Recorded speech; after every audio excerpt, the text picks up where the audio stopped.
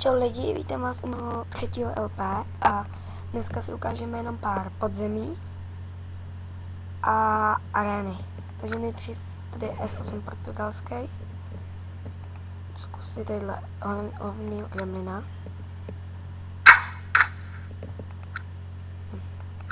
Samozřejmě zase mě dělal o 3/4 jako vždy. Nějaký menší, třeba 25. Zautočit. Škoda. Tak, tohle to bylo všechno. Jdeme na další účet. To je S14.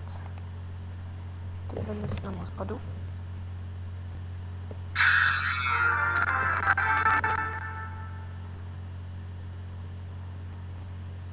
Dobrý.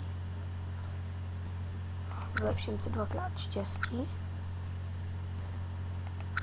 Jdeme do podzemí. Fakt vůbec nevím, koho mám zkoušet. Třeba tohle zkusím. Nevím.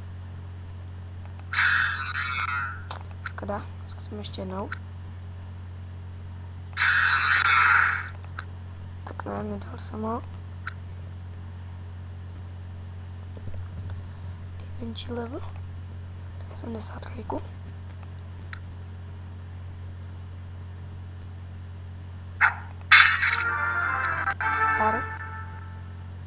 To asi všechno. Na další postavu.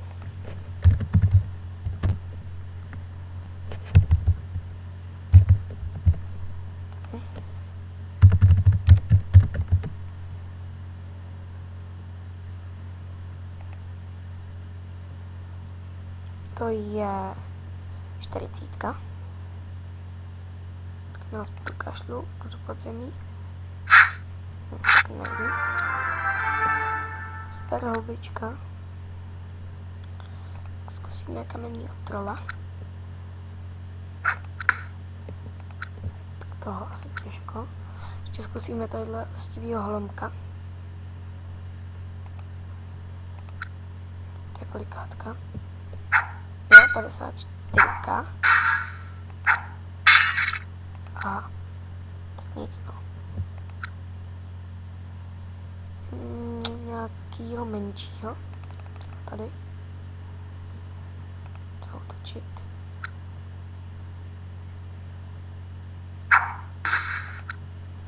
Takže ty vole. 122.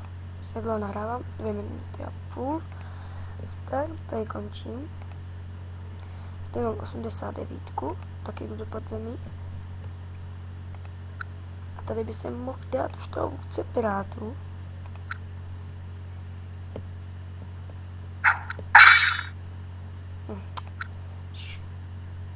Škoda, za chvíli ho ale dám. 81. Zautočit.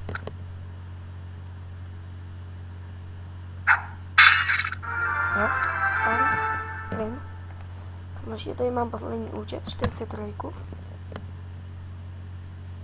Do podzemí. Tomu už mám první podzemí hotovo. Super houba. Vylepším trochu výdrž. Jo, tomu už mám první podzemí. Tak nevím, co je stíný holomek. Jo. Určitě 54. 54, co je ten sukubus?